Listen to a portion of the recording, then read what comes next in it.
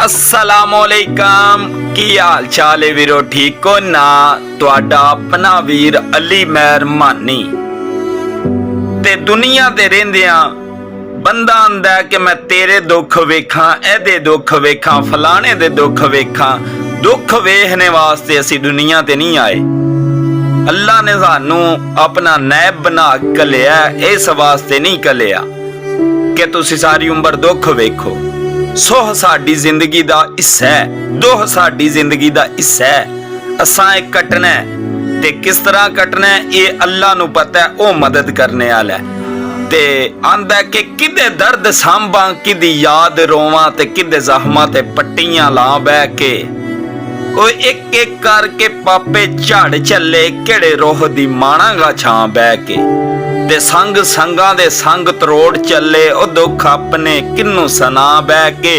ओ जान वाले ने साईं सरदार हुंदे, तुवें किदी याद च तहां बह के।